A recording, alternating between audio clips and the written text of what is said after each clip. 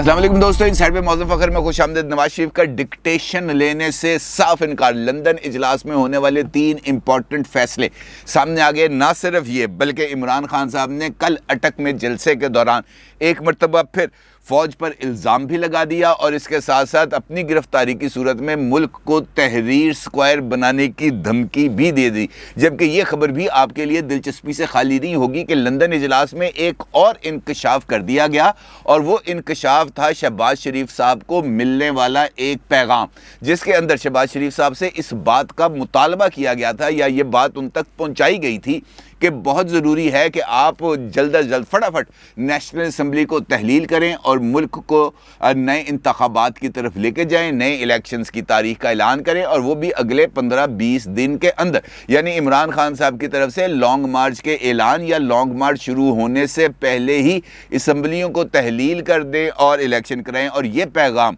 अपने अंदर बहुत ही ज़्यादा अहमियत का हामिल है और सवाल ये पैदा होता है कि ये पैगाम असल में आया कहाँ से, और उसके साथ साथ लंदन इजलास में जब ये पैगाम उन तक पहुंचाया गया, शुरका तक पहुंचाया गया और ख़ास तौर पर नवाज शरीफ साहब तक पहुंचाया गया, तो जो रद्द-ए-अमल था वो क्या था। इसके साथ साथ कुछ और भी डेवलपमेंट्स हैं और ख़ास तौर पर जो इम्पॉर्टेंट डेवलपमेंट रही है वो है DGISPR major general Babar Iftikhar साहब की तरफ से जारी होने वाला एक बयान, जिसमें उन्होंने नरम लहजे में एक सख्त तंबीह वार्निंग जारी की है, यानी कड़वी गोली को शुगर कोटेड किया है, जिसके अंदर उनका यह कहना है कि भाई हमारी बर्दाश्त का मज़ीद इम्तहान ना लो, सुधर जाओ, बंदे बन जाओ, अदरवाइज़ मामलात हाथ से बिगड़ जाएंगे। और यही वो तीनों इंपॉर्टेंट डेवलपमेंट्स हैं जो आपके साथ मैं शेयर करूंगा। और सारी सूरत हाल में चंद बुनियादी सवाल पैदा होते हैं और उन सवालात का जवाब लेना भी बहुत ज़्यादा ज़रूरी है। मिसाल के तौर पर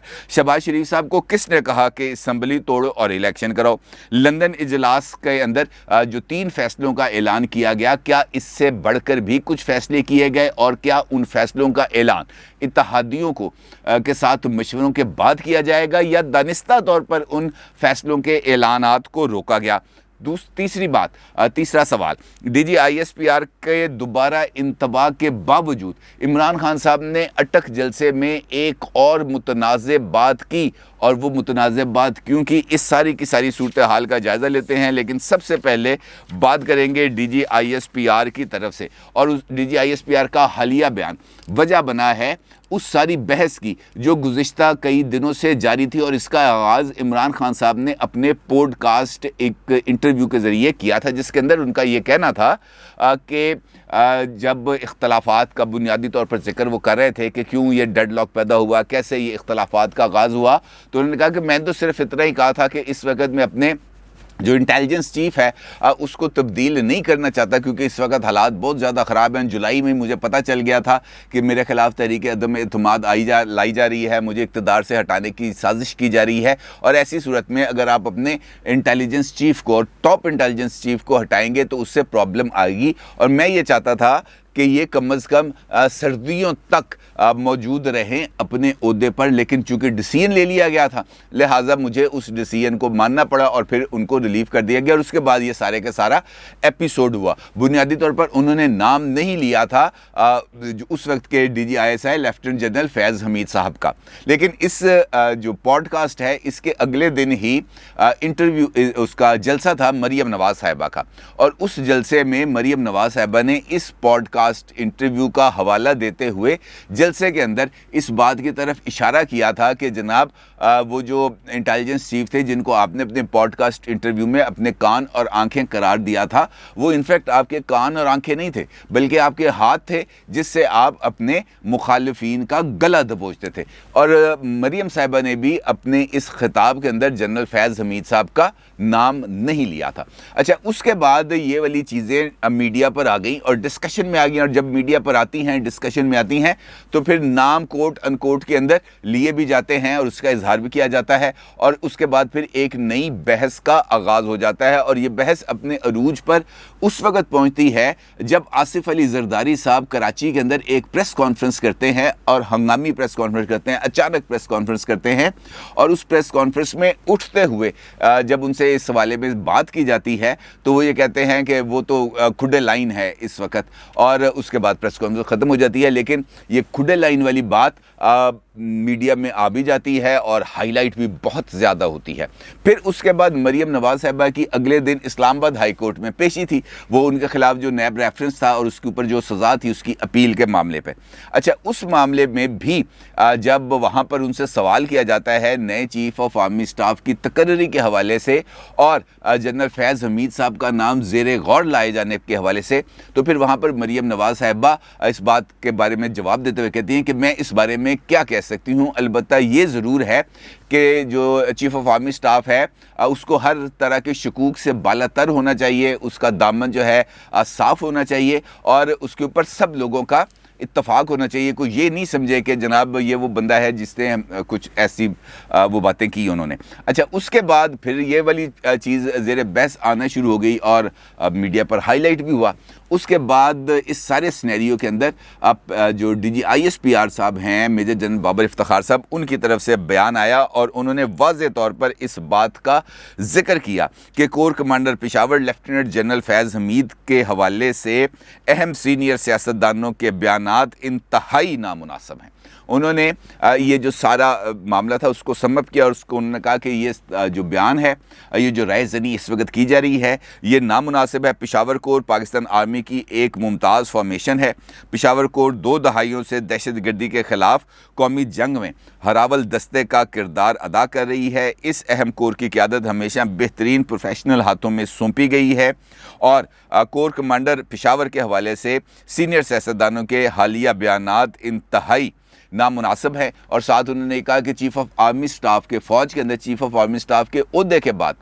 जो सबसे इम्पॉर्टेंट ओहदा होता है वो कोर कमांडर का होता है, क्योंकि कमान ही बुनियादी तौर पर फ़ौज का जो डिसिप्लिन है उसके अंदर आती है। साथ उनका ये कहना था कि फ़ौज काफ़ी अरसे से बर्दाश्त और तहम्मुल का मुजाहरा कर रही है। यानी वो ये कह रहे हैं कि आप हमें मुख्तलिफ़ तरीक़ों से, हीले बहानों से, इशारों में, कनायों में हमारे जो कॉन्डक्ट है इसके ऊपर बात कर रहे हैं, जो हम उसको नज़रअंदाज भी कर रहे हैं, सुन रहे हैं, नज़रअंदाज भी कर रहे हैं और इसके बारे में कोई जवाब नहीं दे रहे। लेकिन ये जो सूरत हाल है इससे जो अंदर यकीनी तौर पर जो कुछ राय बन रही है वो कुछ ज़्यादा मुनासिब नहीं है। उनका कहना था कि हम काफ़ी अरसे से बतौर इदारा, अब यहाँ पर वही वाली बात है जिसका मैंने आपसे जिक्र किया कि उन्होंने कड़वी गोली को शुगर कोटेड किया। उन्होंने कहा कि हम बतौर इदारा काफ़ी अरसे से बर्दाश्त और तहम्मुल का मुजाहरा कर रहे हैं, बार बार कह रहे हैं, दरख्वास्त कर रहे हैं, फ़ौज को सियासत में मत घसीटें, सियासी गुफ्तगू का हिस्सा मत बनाएं। हमारे लिए सलामती के चैलेंजेस बहुत ज़्यादा हैं। फ़ौज पाकिस्तान मशरकी, मगरबी और शुमाली सरहद और अंदरूनी सिक्योरिटी के मद में इंतहाई ज़िम्मेदारियाँ सर अंजाम दे रही है और हमारी तमाम तर जो नज़रें हैं वो मुल्क की हिफाजत के ऊपर हैं। और मुल्की सलामती का मामला चूँकि ऐसा है जिसके ऊपर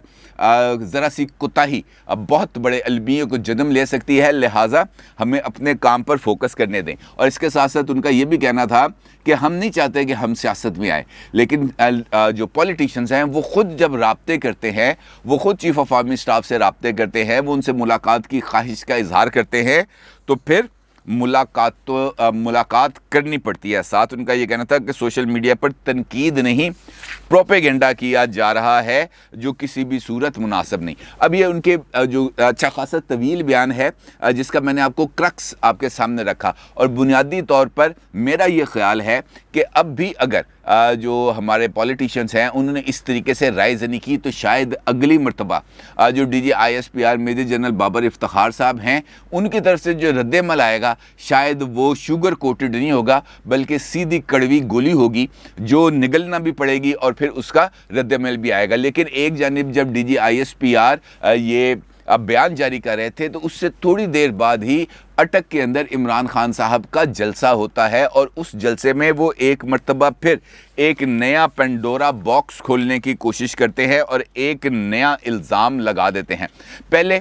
تو ان کا وہ میر جعفر اور میر صادق سے ہی باہر نہیں نکلتے تھے، پھر نیوٹرل کی بحث کے اندر پھنسے رہتے تھے اور کہ نیوٹرل یہ ہوتا ہے، نیوٹرل وہ ہوتا ہے۔ نیوٹرل کا مطلب یہ ہے کہ جو بندہ میرے ساتھ کھڑا نہیں ہے وہ نیوٹرل ہے، اور میرے ساتھ کھڑا ہونے کا مطلب ہے آپ حق کے ساتھ کھڑے ہیں، لہٰذا حق اور سچ کی لڑائی میں کوئی بندہ نیوٹرل نہیں ہوتا، یا تو آپ کو حق کا ساتھ دینا پڑتا ہے یا آپ کو باطل کا ساتھ دینا پڑتا ہے، بندہ نیوٹرل کوئی نہیں ہوتا۔ لیکن کل کے جلسے میں انہوں نے ایک قدم آگے بڑھے ہیں۔ انفیکٹ جو کل کے جلسے میں انہوں نے بات کی ہے وہ زیادہ خطرناک بات کی ہے۔ عمران خان صاحب یہ کہتے ہیں کہ جب مجھے سازش کا پتہ چلا، یعنی وہ سازش جو امریکہ نے کی تھی پاکستان میں حکومت کی تبدیلی کے حوالے سے، جس کا وہ بار بار اظہار کرتے رہتے ہیں، اور یہ کہتے ہیں کہ پھر تھری اسٹوجز اور ان کے ہینڈلرز نے اس ساری کی ساری کارروائی کو منطقی انجام تک پہنچایا۔ یہ بنیادی طور پر وہ یہ بات کہہ چکے ہیں آن ریکارڈ جلسوں میں بھی اور انٹرویوز میں بھی۔ کل عمران خان صاحب یہ کہتے ہیں کہ جب مجھے سازش کا پتہ چلا تو جو روک سکتے تھے، یعنی وہ لوگ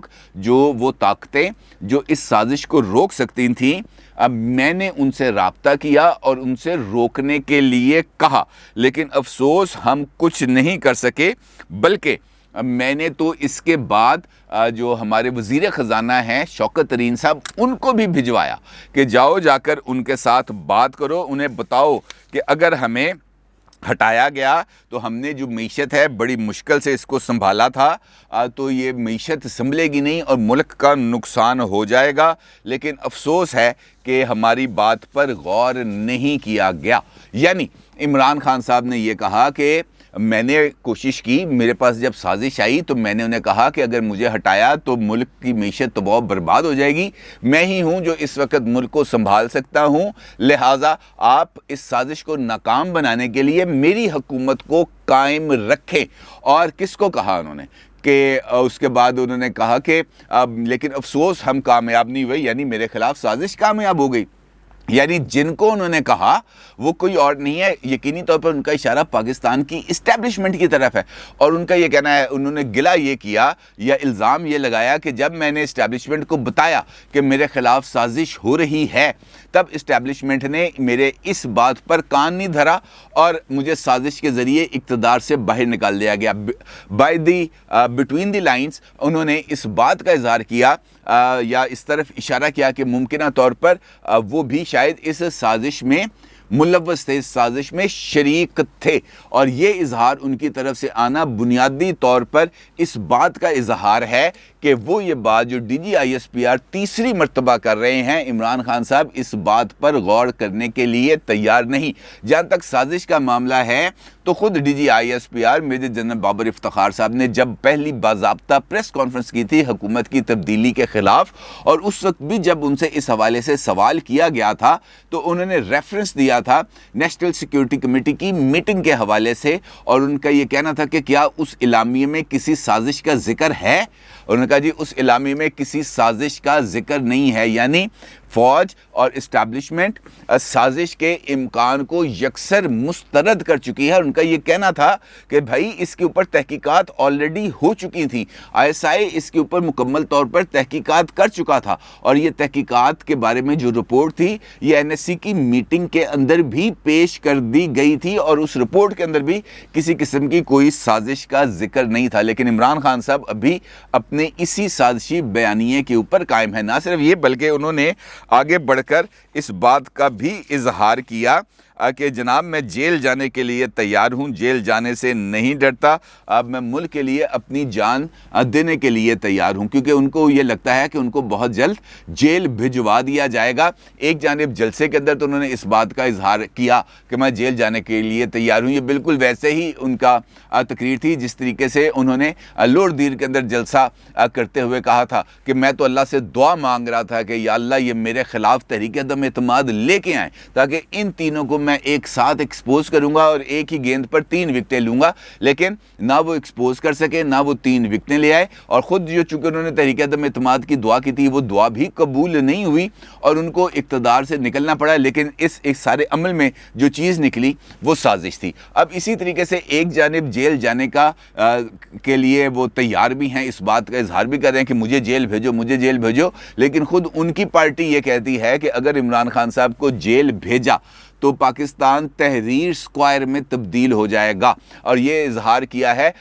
سابق حکومت کے ایک اہم رکن اور سابق وفاقی وزیر جناب حماد اظہر صاحب نے، اور ان کا یہ کہنا ہے کہ عمران خان صاحب کو میں مشورہ دیتا ہوں حکومت کو کہ عمران خان صاحب کو جیل بھیجنے کی کسی بھی صورت کوشش نہ کریں کہ ان کو گرفتار کیا جائے، کیونکہ اگر ایسا ہوا تو پورا ملک تحریر سکوائر بن جائے گا، یعنی پورا ملک جام ہو جائے گا۔ اور یہ بھی بیان اسی سلسلے کی کڑی ہے جس کے اندر لانگ مارچ کو خونی ہونے کا ذکر کیا جاتا ہے، خود سوزی ہونے کا ذکر کیا جاتا ہے، اور پھر شفقت محمود صاحب ملک میں لاک ڈاؤن کا اظہار کرتے ہیں کہ جناب ملک میں لاک ڈاؤن ہو جائے گا، ہر جگہ پر دھرنے ہوں گے، اور حماد اظہر صاحب ملک کو تحریر سکوائر میں تبدیل کرنے کا اظہار کرتے ہیں، یعنی تمام کا تمام جو کچھ وہ ذکر کر رہے ہیں وہ صرف اور صرف پولیٹیکل بیان بازی ہے، اس سے بڑھ کر اور کچھ نہیں۔ اب اس سارے تناظر کے اندر لندن کے اندر ہونے والی جو میٹنگ ہے وہ بھی اپنے اندر بہت زیادہ اہمیت رکھتی تھی،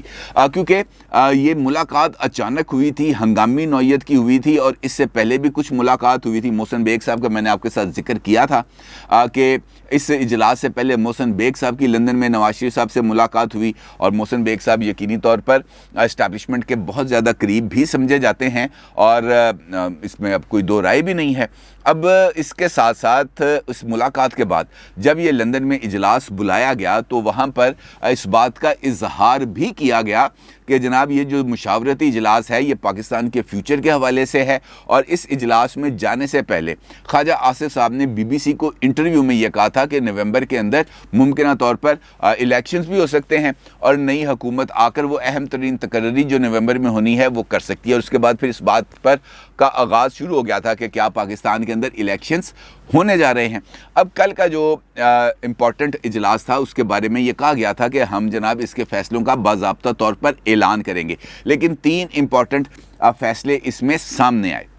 پہلا فیصلہ یہ آیا اس میں کہ جناب یہ جو پاکستان کے اندر 3 اپریل کے بعد سے لے کر اب تک جو مسلسل آئین شکنی ہو رہی ہے، آئین سے انحراف ہو رہا ہے، چاہے وہ رولنگ کا معاملہ ہے، چاہے وہ تحریک عدم اعتماد پر ووٹنگ کو روکنے کا معاملہ ہے، اس کو التوا میں ڈالنے کا معاملہ ہے، گورنر پنجاب کے حوالے سے صورتحال ہے، صدر مملکت کے حوالے سے صورتحال ہے، یہ جو تمام آئین سے انحراف کیا جا رہا ہے اس کے خلاف کارروائی کی جائے گی۔ اور اس سلسلے میں بلاول صاحب کل نیشنل اسمبلی میں اس بات کا اظہار بھی کر چکے ہیں کہ ایک پارلیمانی کمیشن بنایا جائے جو اس ساری کی ساری آئین کی خلاف ورزیوں کا جائزہ لے اور اپنی ایک رپورٹ بنائے، اور اگر نیشنل کمیشن بن جاتا ہے، پارلیمانی کمیشن بن جاتا ہے اور اس کی رپورٹ کے اندر آئین شکنی آ جاتی ہے تو پھر حکومت کے پاس اگلی کارروائی کا اختیار بن جائے گا۔ دوسرا پہلو ہے، دوسرا جو فیصلہ ہے وہ ہے لانگ مارچ کو روکنے کا فیصلہ۔ اب یہ فیصلہ ہے ذرا ٹرکی فیصلہ، کیونکہ آپ کو یاد ہے کہ رانا ثناء اللہ صاحب نے بھی کل ہی اس بات کا اظہار کیا تھا کہ اگر میری پارٹی کہے تو 20 لاکھ کیا، میں 20 بندے نہ نکلنے دوں باہر، اور لانگ مارچ تو پھر بالکل ہی خوابوں اور خیالوں میں رہ جائے گا۔ انہوں نے کہا کہ میں یہ کر سکتا ہوں لیکن ضروری ہے کہ مجھے اس بات کی حکومت اس بات کی طرف سے واضح مینڈیٹ دے کہ جناب آپ نے یہ کرنا ہے۔ لیکن اب مسلم لیگ نون کے اس اجلاس میں اس بات کا بھی فیصلہ ہوا کہ چونکہ ہم نے معیشت کو آگے لے کے چلنا ہے، کچھ امپورٹنٹ ڈیسیژنز کرنے ہیں، لہٰذا اس وقت اس قسم کی ایکٹیویٹی کی اجازت نہیں دی جا سکتی، اور اگر کسی نے لانگ مارچ کی آڑ میں شر پسندی کرنے کی کوشش کی تو اس سے پوری طاقت کے ساتھ نپٹا جائے گا۔ تیسرا بڑا فیصلہ ہے وہ نواز شریف صاحب کی واپسی کے حوالے سے ہے، اور اس فیصلے کا ابھی باضابطہ طور پر اعلان نہیں کیا گیا، لیکن یہ بات طے ہو چکی ہے کہ نواز شریف صاحب اسی سال بلکہ اگلے چند مہینے بلکہ اگلے چند ہفتوں کے اندر پاکستان واپس آ رہے ہیں، اور پاکستان واپس آ کر وہ اس سارے کے سارے عمل کو، یعنی جو پولیٹیکل ایکٹیویٹیز ہو رہی ہیں پاکستان میں، اس کو لیڈ کریں کریں گے اور اس لیے اسلام آباد ہائی کورٹ سے رجوع کرنے کا فیصلہ کیا گیا ہے. اور اس بات کا اشارہ بھی دیا گیا تھا کل کی پروسیڈنگز کے اندر جب جو وکیل تھے عرفان قادر صاحب مریم صاحبہ کے, انہوں نے اسلام آباد ہائی کورٹ میں اس بات کے لیے استدعا کی تھی کہ جناب نواز شریف صاحب کو بھی عدالت میں پیش ہونے کا موقع دیا جائے. تو اس پر جو جج صاحب تھے ان کا یہ کہنا تھا کہ یہ معاملہ اب اس سے منسلک نہیں ہے, ہم نے دونوں معاملات کو الگ رکھ دیا ہے, اگر آپ اس کے اندر کوئی بات کرنا چاہتے ہیں تو اس کے لیے الگ درخواست دیں. اب اس بات کا فیصلہ ہوا ہے کہ نواز شریف صاحب کو ریلیف دلوانے کے لیے کہ وہ پاکستان آئیں, پاکستان واپس آنے پر ان کو گرفتار نہ کیا جائے اور ان کو اسلام آباد ہائی کورٹ میں پیش ہونے کا موقع دیا جائے. اس معاملے کو لے کر اب جو ہے ایک درخواست تیار کی جا رہی ہے. لیکن سب سے امپورٹنٹ معاملہ ہے ڈکٹیشن کا, جو نواز شریف صاحب نے ڈکٹیشن لینے سے صاف انکار کیا ہے, اور اس کا وجہ ہے بنیادی طور پر شہباز شریف صاحب کو ملنے والا ایک پیغام, جس کے اندر ان سے یہ کہا گیا کہ 15-20 دن کے اندر اسمبلی تحلیل کرو اور الیکشن کراؤ. اور نواز شریف صاحب نے اس بات کو مکمل طور پر رد کر دیا, اور ان کا یہ کہنا تھا کہ میں کسی بھی حوالے سے ڈکٹیشن نہیں لوں گا. اور اس سارے کے سارے عمل کا انکشاف کیا ہے سینئر جرنلسٹ حامد میر صاحب نے. حامد میر صاحب نے کل شاہ زیب خانزادہ صاحب کے پروگرام میں اس بات کا انکشاف کیا کہ شہباز شریف صاحب کو یہ پیغام ملا, اور شہباز شریف صاحب کو اب ہمت کرنی چاہیے اور قوم کو بتانا چاہیے کہ ان کو یہ پیغام کس نے دیا, کون آیا ان کے پاس, یا کس نے کس ذریعے کے ذریعے ان کو یہ پیغام بھیجا کہ الیکشن کراؤ اور جلد از جلد کراؤ. اور پھر وہ اس معاملے پر مشاورت کے لیے لندن چلے گئے, اور لندن میں ان کی اس سارے سینیریو کے اوپر نواز شریف صاحب سے ملاقات ہوئی, اور اس پر نواز شریف صاحب نے رابطہ بھی ہوا نواز شریف صاحب کا اور زرداری صاحب کا, جس پر زرداری صاحب نے کہا کہ جناب آپ فکر نہ کریں, ہم آپ کے ساتھ کھڑے ہیں, ہر اچھائی میں بھی آپ کے ساتھ کھڑے ہیں, اور یہ جو حکومت کا برڈن ہے اس کو بھی ہم آپ کے ساتھ شیئر کریں گے, اکانومی کو بہتر بنانے کے لیے بھی ہم آپ کے ساتھ کندھے سے کندھا لگا کے کھڑے ہیں, آپ گھبرائیں نہیں, اور 3-4 مہینے کے اندر ہم اس سارے معاملات کو سیٹل بھی کریں گے, اصلاحات بھی کریں گے, اور معیشت کو بھی ٹریک پر ڈالیں گے. اور اس لیے میں ہم سے جو حصہ ڈلے گا ہم اپنا حصہ بھی بھرپور طریقے سے ڈالیں گے, اور الیکشن جو ہے جو اپنا طے شدہ ہمارا ایگریمنٹ ہے اسی کے مطابق ہوں گے. اور پھر مولانا فضل الرحمان صاحب نے بھی اس معاملے پر اسی رائے کا اظہار کیا, جس کے بعد نواز شریف صاحب نے صاف اس پر ڈٹ گئے, انہوں نے کہا جی ٹھیک ہے آپ ساتھ ہیں تو ہم سب ساتھ ہیں, اور ایک ساتھ مل کر ہر طرح کے چیلنجز کا مقابلہ کریں گے. اور شہباز شریف کو انہوں نے کہہ دیا کہ جس نے پیغام دیا تھا اس کو جا کے میری طرف سے یہ جواب دے دو کہ الیکشنز ہم اپنے جو ٹائم لائنز ہیں اس کے مطابق کرائیں گے, فری اینڈ فیئر کرائیں گے, اور اس سے پہلے انتخابی اصلاحات بھی ہوں گی اور معیشت بھی ٹریک پہ جائے گا. اور اب دیکھنا یہ ہے کہ وطن واپسی پر جو لندن میں اجلاس کے اندر فیصلے ہوئے ہیں اس پر جو حکمران جماعت ہے شہباز شریف صاحب ہیں وہ اتحادی جماعتوں سے رابطہ بھی کریں گے اور ان کو ان فیصلوں سے آگاہ بھی کریں گے, اور جن فیصلوں پر اتفاق رائے ہو جائے گا اس کا باضابطہ طور پر اعلان بھی کیا جائے گا اور بہت جلد ہوگا. اپنی رائے کا ضرور اظہار کیجیے گا. آپ کا بہت شکریہ. اللہ حافظ.